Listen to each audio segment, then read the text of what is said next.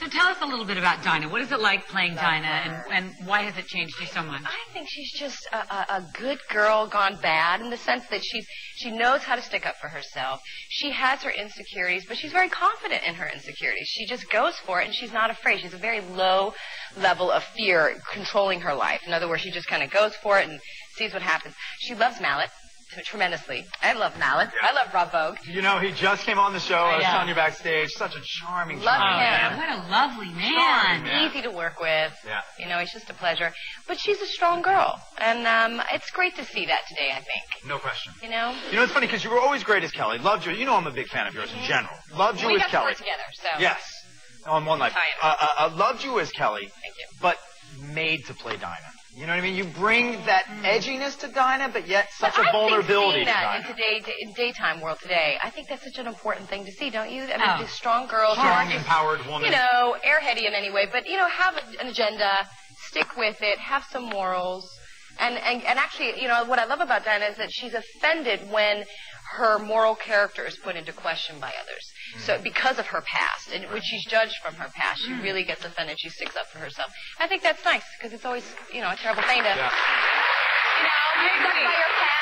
And I think the audience is very attracted to those strong women characters that have come from a lot of pain. Right. And are survivors. And trying to make a life better for themselves. Yeah. I love Dinah. You've said that Dinah's actually helped you in your life and changed your life. In what way do you mean by that? Well, you know, I was talking to Beth, the producer, about it a little bit before, but, you know, when you have a character like this who has this, you know, checkered past, you begin to have empathy for her because you have to have empathy. You know, you have to sort of think, well, what would it be like? And gosh, my life is pretty great. You know, if I ever got down on myself about, well, I'm not working, and you and I met you at the gym one time. And we said, the gym you know, as oh gosh, I'm out of work. But yeah, I think that, you know, it's having empathy for things in life that you, fortunately, let's say, haven't experienced. And through this character, because you have to go through it emotionally, you emotionally learn something. And it's just enriched my life, you know? It's beautiful. So it makes you a little badass, too. Yeah. When you get a little nervous, okay, just pull in Dinah. Play Dinah. Well, apparently bad enough that you can share the screen with Tony Soprano. That's pretty bad. Oh, yeah. You know? What was that like? Oh, my gosh. Very cool. Oh, I can only imagine. When I auditioned for the role, I didn't actually know that I was going to be working opposite James Gandolfini at all. I thought it was actually going to be Edie Falco's grandfather. So I thought, okay, well, this is going to be great. And then when I got the job, they called. They said, well, yeah, James Gandolfini, okay, you have to be in at 7 a.m. I was like, you know. Were you intimidated or nervous at all? A little bit. And then I went, oh, my God, this is the greatest thing in the world. Great. Yeah. He's just so strong, very powerful. We had a great time. We spent the whole day rehearsing, and, you know, then it finally came to this. It was only 2 scenes. You know, it takes a lot to do 2 scenes, but I loved every second of it. Yeah, there's just a great vibe there. Oh, I love the show. Me too. Such a great show. And it really is. It's like sitting, you know, it's like you're really there when you're sitting on the set. The guys are just kind of like Tony, hanging out, you know, and they're talking. It's great. It's a real deal. Well, going from the mob, the mafia, I know you're Italian as well. That maybe didn't work out so well. Anyway, but I know you're Italian, I'm Italian, Lisa's Italian. You have a favorite Italian dish that you're going to cook for us? It's my dad's sauce. Now, I don't cook. And you don't cook. No. You cook at all? Well, let's say, I don't know if I would consider it cooking, but I do get in the kitchen from time to time. Yes. Yeah. You do cross through. Yeah. And I don't have a kitchen. I live in New York City. I have a very, very, very small kitchen. So I really don't do a whole lot of cooking. But if I get a little itch to cook, I can do a few things. And I'll show you today a sauce, my father's sauce that he got from his mother. So it's good.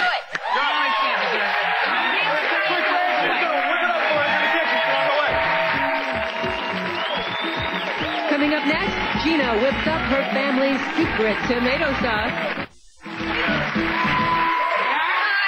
Emmy winner, Gina Tognoni, cooking pasta sauce. I can't believe I'm cooking. Yeah. Okay, first of all, this is bigger than my kitchen. We're going to start there. Is it really? You know what's funny? Everybody's lived in that apartment. I've lived in Gina's apartment.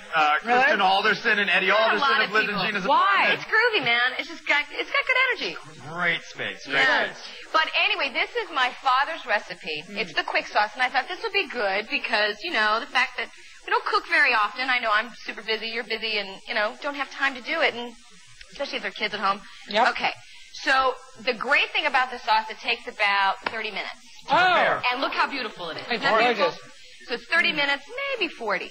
So we'll start down here. What we'll do here, Ty, you can chop. Can you chop? Yeah. Oh, I can chop. Okay, all right. Lisa can chop the celery. What you need is actually three easy ingredients. Onion, carrot, and celery, and you need some garlic. Fresh garlic would be great. We've already got that chopped up.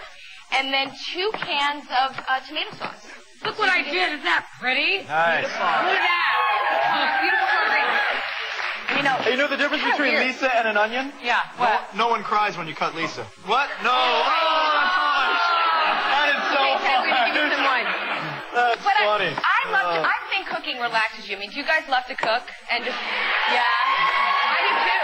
I mean, even if you're a bad cook, you know, it's still, you know, you could give it a shot. Okay, this is going to be great. What you do, you heat the pan, take some extra EVVO or extra virgin olive oil. Yeah.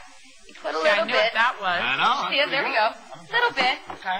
Make sure that it covers the bottom of the pan. Okay. You want it to get hot. So you probably want to keep that on for about, 15 seconds, 20 seconds. Okay. Then what you want to do is you want to put the onion in. Onion in. And you put all your veggies, basically. Your onion, your carrot, celery. Carrot. Burn my face. Celery. Do you like to entertain? Are you an entertainer? Because my apartment is tiny, I will have a little get-together every now and again. But I have about 5 people, 6 people. That's all I can fit. Yeah. Yeah. That I do. I love it. You brown this and then you put the tomato sauce or right away? No. What you want to do is you're going to put all your vegetables in the pan. You can see here. Yeah. And you want to wait until they're transparent. So, so basically the onion is not so white. It'll be more of a clear look. And since you put that all together at the same time, it'll be all done at the same time, basically. And you want it soft. So this part takes about 20 minutes. This is where most of your time is. Okay. But it's good. You want to put a little garlic. Oh, yeah. You got to have garlic. Gotta have that. Garlic Not a just sauce makes without pasta garlic. taste so much better. Oh, yeah. Garlic makes everything. Yeah. And this is from what region in Italy? Well, you said? my grandmother is Calabrese, so I'm assuming it's coming from that area. But my grandmother was a phenomenal cook, an Italian grandma. She would cook this when my father came home after school, and she would make it easy. She would just say, all right, this is what we'd have during the week. And then on the weekend, she'd make a longer sauce, an ossobuco, and that takes 2 hours. Oh, wow. And it has meat, a little bit longer. You need the process. And this But is that's spicy. the best is when you're in the house and the Yeah. whole house smells like That's the sauce. what's great about this is because, go for it. We're doing a little early, but we have some made. Power of But again, television. Yep. we'll have an instant sauce. But it smells so good, too. You just do this and it just fills up the house. It's healthy too. It seems like this is And quite low So far, calorie. I didn't mention with the tomato sauce, you use tomato sauce that doesn't have salt. So that way you can pepper and salt the taste.